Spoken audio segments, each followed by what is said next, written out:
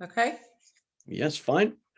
Now, did you want No, me to... I know. Oh, sorry, you were going to ask a question? No, you go on. Okay. Good afternoon and welcome to You and Your Business with me, Alec on 103.2 Dublin City FM. Each week, I invite an expert from the world of business to share their knowledge, insights and tips to help you with your business challenges.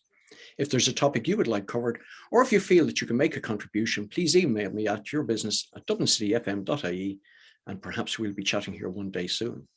And my guest today has a fishing heritage of 150 years, my goodness me, is the owner of a 24-metre fishing trawler and is the manager and owner of Eek's Seafood Bar in Dungarvan. I'm delighted to welcome Kathleen EA to the You and Your Business studio. Hiya, Kathleen. Hi, Alex. How are you? I'm fantastic, thank you. I am going to take you back to your last year in school and your thoughts of what your career was going to look like ahead of you. Tell me about that. Yeah, look, Alec, I suppose I thought I was going to have a very simple life. Really, I was going to go nursing. Some of my sisters already were nursing in the UK. They'd left when I was a very small baby. And I really thought, and I suppose I still feel a little bit like nursing could have been a career for me. I just had one little obstacle. I couldn't bear the sight of blood. And I mean, our pain, passing out, fainting at such speed that I would wake up being scanned to see if I had done damage to my head. So I was eventually told that maybe I should take a bit of time and try and get used to it. I thought I'd do psychiatric nursing because it would be so much blood. And of course, I went in and did my interview and they locked the doors. And I went in the first day to start working and they locked the doors behind me. And I thought, oh God, I can't do this. And that really scared me, to be honest with you. So I ran from that one. And so then we have somebody who doesn't like blood and in confined spaces. So that I think that poses a challenge in the nursing profession. Yeah, and I still feel, that I probably had a really good caring in me, but I just couldn't do the space. Anyway, I went to sea then just for the summer at lobster and crayfish, and I just kind of stayed. I think I just stumbled on life as it came to me, to be honest with you. It's interesting because we mentioned in the introduction that you had a sort of heritage of about 150 years of fishing. So obviously it was in the blood. Tell me a bit more about that, what family was like, because you mentioned you had a large family and you were sort of well down the pecking order when it came. So what was it like for you there? Well, I suppose I grew up in a little village in the Gaeltacht of Onrine down here in Waterford. And my father was a fisherman. My mother came from farming. So I would have been brought up very close to kind of nature and the seasons. And as a small child, I would remember my father listening to the forecasts 3 or 4 times a day. So I was very aware of weather and the importance of it.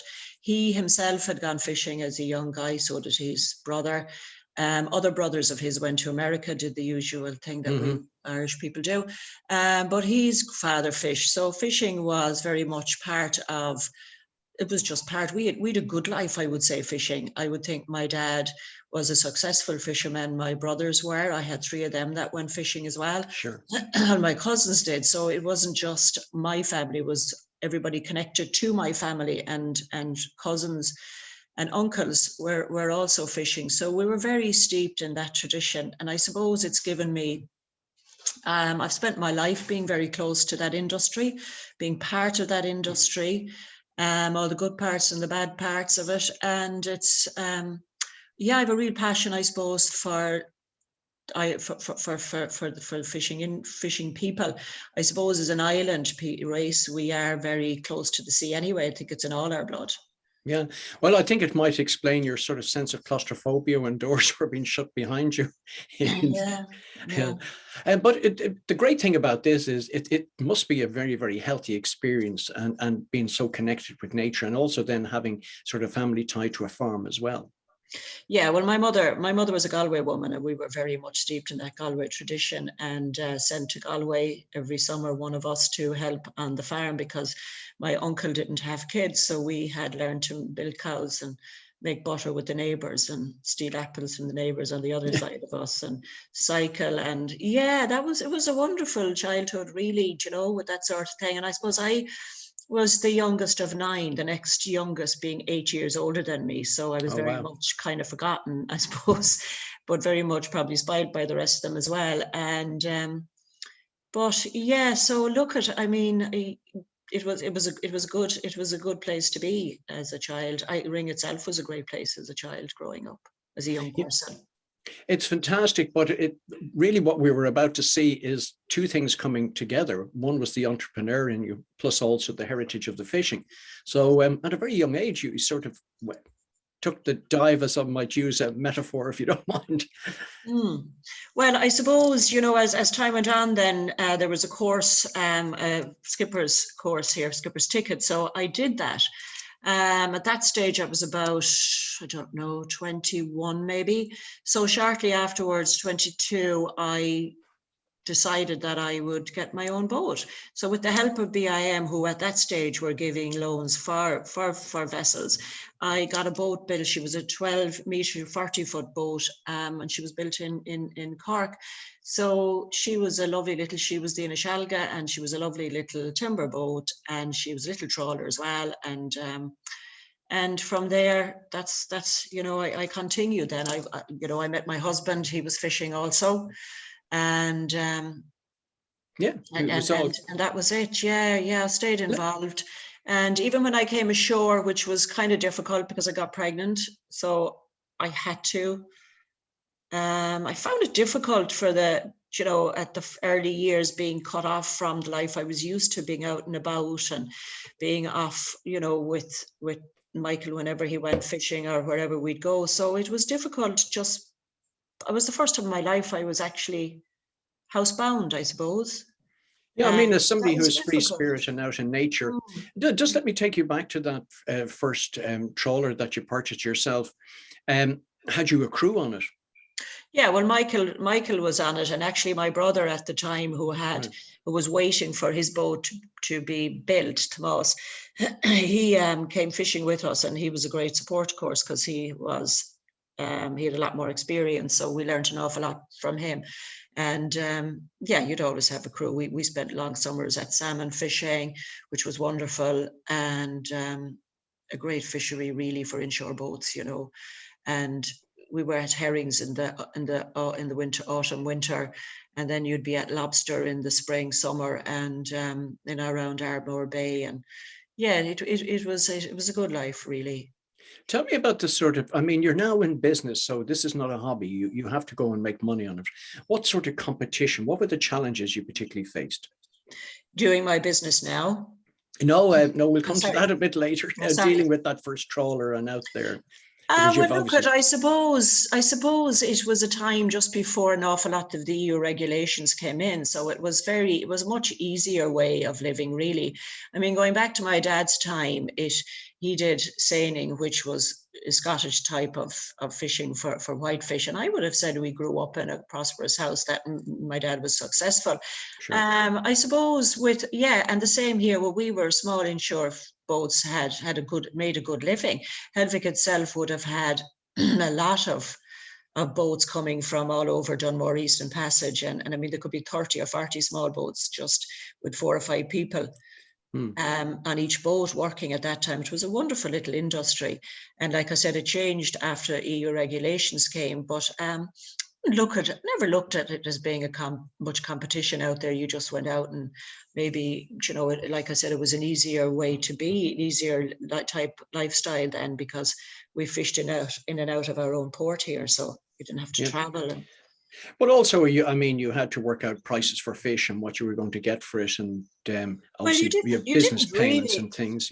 Yeah, well, no, Alec, because I suppose at that time you had only 1 or 2 buyers. So they came and bought the fish, and then they told you the following week what you got for it, really. So, all right. Yeah, it was a number of years later that we built our own, we worked here to get our own co-op up and going. And that was mainly by 1 or 2 businessmen and the fishermen here. And my own brother Tomas, who was very much involved as well. We set up a co-op, which was very, very successful for a long number of years. And that made a change. Then you had an auction type. So you put your fish in, and buyers came and bid on it. So that was very good for a number of years. And then that kind of changed. So the changes have been massive in the 30 years, I suppose, 40 years. really once EU laws came, and we then had to land kind of, if you had a certain amount of monk, you had to land in kind of designated ports and all of that sort of thing. So, and then as the need to get bigger came, you just fished out of different ports. So it kind of changed the whole connection with the family and the boat and fishing, really. It's like taking the home away from the family farm, and it's like 10 miles, 50 miles, 30 miles away from the farm. There's a disconnect then, which is one of the biggest things that would have happened in all ports, because but it would have, smaller ports would have been affected. Yeah, in terms of, we talked about this connect, and you alluded to it slightly earlier. I mean, starting a family as a woman on a fishing trawler, which is not the norm as I suppose we would perceive. You talked about this sense of isolation because of the fact that you had to come onto land and you missed the sea and all of that. It's in your blood. Yeah, I miss being out and about, I suppose. As a young girl, I remember I had 5 kids under the age of 30. So I suppose, I'd been very active and out and about. Fishing brings you out early in the morning. And I suppose without realizing, maybe innocent as a young girl, you want to have a baby. And then you realize that you just can't go to sea. And my friends were all off doing their bits and pieces in Dublin and Cork and wherever. And I was very much on my own. Like I said, a lot of my older siblings would have been in the UK or Australia or whatever. So yeah, I found myself being, and I felt it for a long number of years. As the kids got older, I became more and more involved again in the industry with my fellows, and then dealing with all of the, the financial side of the boats. Yeah. I mean, one of the things with all these EU laws and changes and one thing and another, as you said, it changed the whole dynamic of the fishing industry, which meant that your husband, Michael, was away for 2 to 3 weeks at a time, which caused, its own challenges. Yes, of course, because we would have had 2 kind of normals then in our house. We would have had the normal when I spent all my time, 3 weeks maybe at a time with the kids here, going to school, going to music, going to football, going to hurling, going to horse riding, all the bits and pieces. And then we would have the week where he came home. And then it was a different type of normal. And then he would go, and it could be, and it was something that was normal for us. We grew, the kids were used to that as well. And it wasn't easy, but he was kind of nearly always the goodie, because he was only home for the weekend, and they could do what they like, where I was always having to say no. So I was always the baddie, really, because I was on my own. I was trying to rear 5 healthy, lively youngsters. And so I kind of felt I had to say no more often, so I probably wouldn't have been as good as he was. It's amazing, the dynamics of family. You do your best and all the hard work around, and you're getting punished for it. Let's just talk about the challenges, because I mean, you're a businesswoman, and so therefore with the challenges around the quotas and EU policy and having them to land fish elsewhere, had any other sort of defining issues around it that changed the dynamics of the fishing industry? Well, I suppose that the quota system that changed, I remember speaking to a farmer's son one time, and he said to me a number of years ago, he said, when we were young, there was very little money in farming, where we would have looked at Year House and you would have had money in fishing. And it changed then, because there was an awful lot of subsidies for farming and from the EU, where us in Ireland, we got such a raw deal in fishing that our quotas were tiny.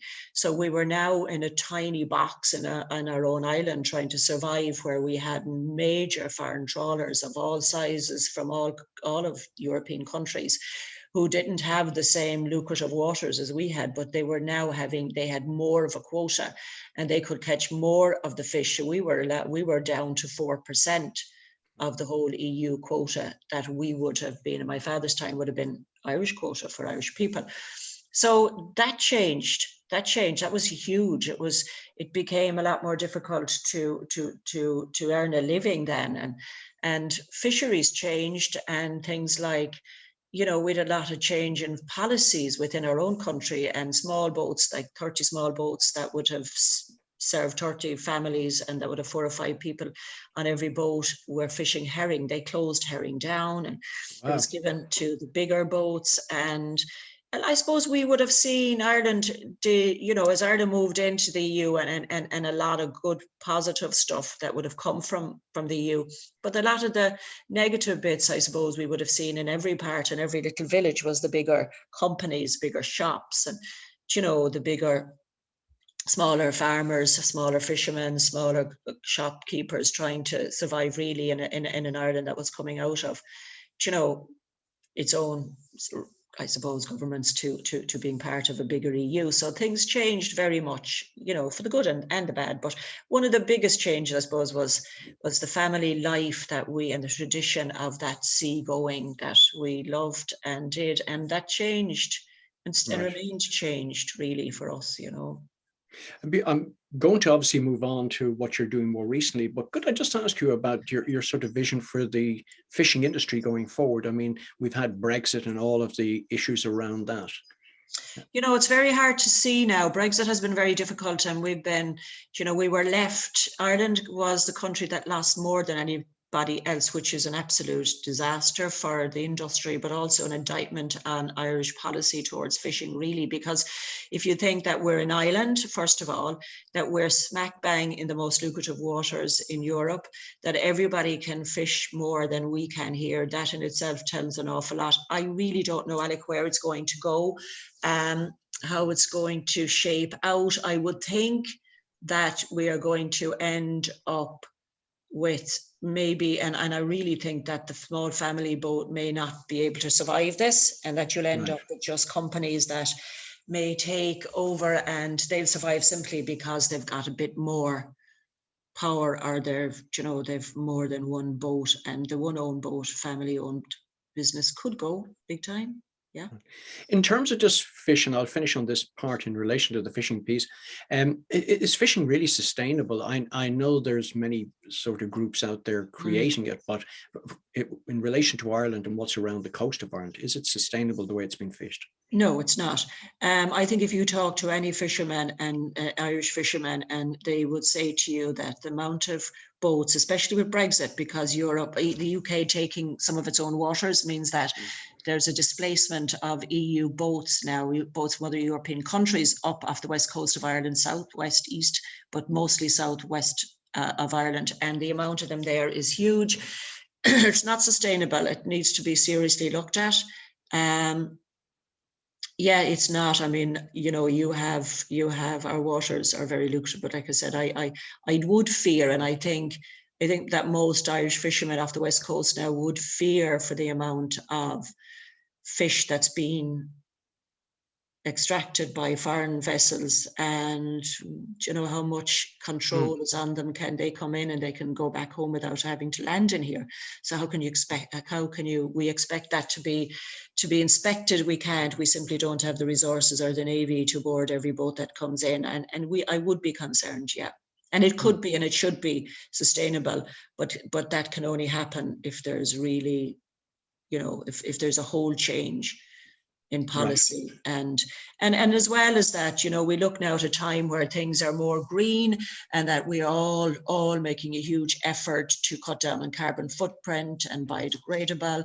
And yet we see and boats coming and steaming from Vigo and Zeebrugge and Gilvaneck to catch fish in Irish waters, steam back home, and then import it back here. So like it's a nonsense.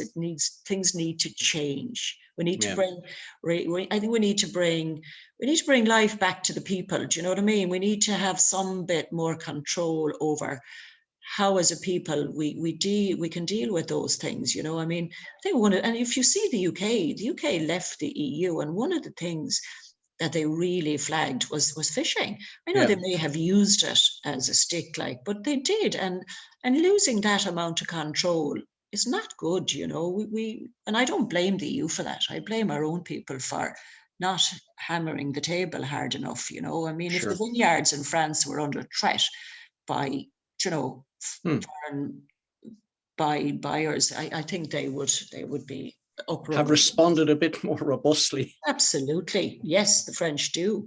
Yeah. The great news for you is you're not a person who stands still, and sort of, again, while still having the trawler and yourself and Michael, trips to France and Scotland sort of gave you an insight into maybe another way into a different sector of the fishing industry. Well, I suppose I always, when we did get away on holidays, we'd love France because Michael had he loved France. He loved French fishermen. He had a graw for it. Lifestyle. Oh, well, he had a graw for their fresh bread and their cheese and their wine and their Ricard in the morning. And so he loved it. And we did go quite a lot actually to France, and loved going to seafood restaurants and eating very best of what they had. I mean, seafood platters and fabulous. And I've always looked around and say, yeah, I'd like to do this someday.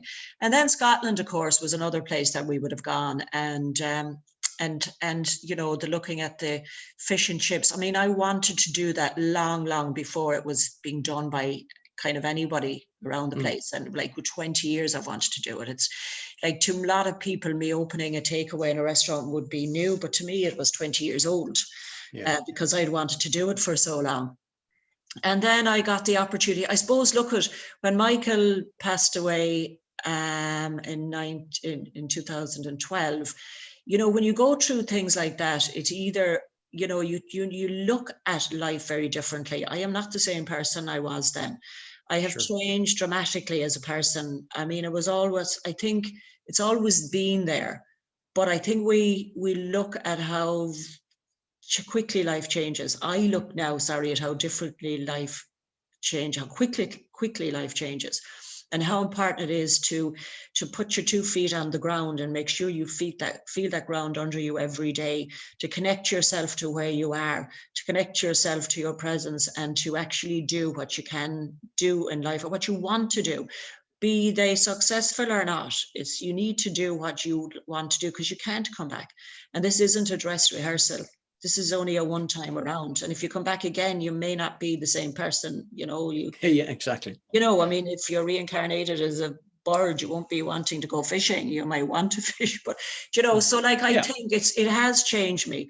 It has changed me totally. I look at life very, very much for take it now and do it. So I wanted to do it, and I did, and I got an opportunity, and I bought a little place, and I did it up, and I put my whole kind of, I suppose, energy into it. I love it, and I did, and I surrounded myself with my story, and that's what I try to sell. I don't look at it as being just a place to get fish and chips. I want it to be the very best place to get them. I want the restaurant to show that, you know, fish is good, and that, you know, and I try, and I know people all around the coast, so I try and get the best of fish that I can get. I also want to educate people and let them try and see, like, you can't get a certain type of fish all year round. Sure. We only have a certain amount of quota for cod. So for God's sake, don't always look for cod. Try and look for hake or haddock, which we have more quota for, which most fishermen will eat more over cod anyway, because they love it. But we're just not, you know, we don't understand. Maybe we're, you know, that maybe we just not educated enough in knowing that stuff is seasonal. So let's try and you know, to try and look for more seasonal stuff. But yes, I suppose I now look at, if I want to do something, do you know what, I'm going to try and do it, because I can't come back and try it. It you know, I find fascinating that with the heritage, but and also with the changes in your lifestyle, you know, you're forced upon you. There's a real passion there around the education and sustainability of fish, and so you've taken it now from the sea to the table, which is a nice change. Yes, I have. I mean, my boat is still at sea, and and I suppose I looked at this as being kind of my retirement when I would come back ashore again. And I actually had a product. We sent a few products up to Aldi's Grow with Aldi, and they picked our tartar sauce, which I kind of thought, oh my God, this is crazy. We do fish, and we do fish pies, and we do fish cakes and pâtés that are wonderful. And I have a wonderful chef from West Cork, David, who has kind of a real connection to the sea as well, because he's not so far from Castletown Bay, and his dad used to go out to sea with his dad. for mackerel, but they picked tartar sauce, and I thought, that's mad. But look, it was a great thing to start with, because everything we make in our takeaway and restaurant is made from start. So any of the sauces we use are made. All our chowders, we use stock from shells and from fish.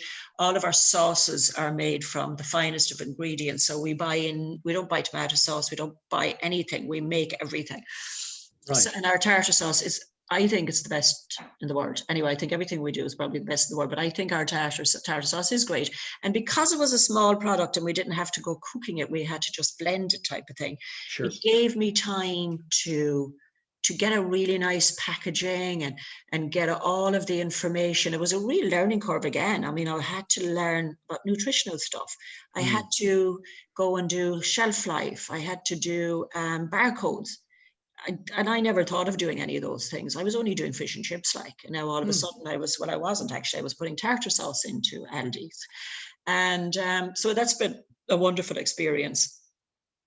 And I mean, I haven't put any barriers up in front of me yet. I don't know where I'm going to stop. I don't have an end to where I'm going. I suppose I always have a start. Yeah. And that's been so the last number of weeks we've been very, very busy, and I keep busy, but I never look, Alec, at myself as being a worker. I think everybody that works for me are workers. And I look at myself as kind of being, well, I just do this, but I don't really kind of do very much. I don't work very much, really. Do you know what you sound like there, Kathleen? There's an old adage, you know, if you can find something you love doing, you'll never work a day in your life. I know, and you know, but that is how I feel. I think if you go out and if you enjoy it, I really don't see it as work. I actually, and I go in on a Sunday to my takeaway, and I'll put my chips on, and I'll put on my apron, and I'll cook, because I like being with the lads, and I like being with Deirdre and David and John and Mark and all the lads that are in there, because they're very proud as well of what we do. And we have a chat, and you know, I won an award there a number of months ago for New Business of the Year for Waterford, and that was fantastic. And we haven't been able to go out, so we're looking forward now to kind of the staff sitting down and having a few drinks and getting our gin and tonic out, and yeah, because they're great, and I love my Sundays doing that. Well, it's amazing, because what you're doing also is something that good business owners do, is you get down and dirty in your own business. You can't just sit behind a desk and sort of wave a wand and it all happens. Oh yeah, no, I mean, I go off now after I speak to you, and I'm meeting a lorry from Castletown Bear Co-op, and he'll have fish for me. So I'll pick that up in my little ESC van, and I'll take it back to Dungarvan, and the fileter will do it. So I do. I think you very much have to be part. You have to get stuck in there to see what it's like. But I do it anyway. I enjoy it, you know. Well, I think what you're talking about here is not just a passion, but love to be involved. Can I ask you, with the sort of minute or two we've got left, what more for Kathleen and your ambitions? Gosh, I really don't know. I suppose my restaurant closed. I opened a takeaway and restaurant, but with the pandemic, when it reopened in the middle of last summer, the restaurant part was very small. I felt people had to have room. And it became a place where people would sit down while they were waiting for their order, because we'd seats around the side then and take away all the tables, and people would chat, and we chat about, of course, my mother was very much into hurling and football, and everything. So I'm huge GA. So we sit down and we talk sports, and old people, lads would come, men would come and sit down, and, you know, while they were waiting for their takeaway, they would chat. So I suppose I kind of thought, well, look, this is a nice space, and that's what I wanted to create. So my restaurant closed because I had that rented. I'm hoping to get a place myself. I really, really would like to have a nice restaurant, and I'm hoping to achieve that. Where do my ESC Aodha, then we're doing some sort of, I'm doing the Grow with Aldi at the moment. Fantastic. And we're doing our chowder in October, so all that'll be happening.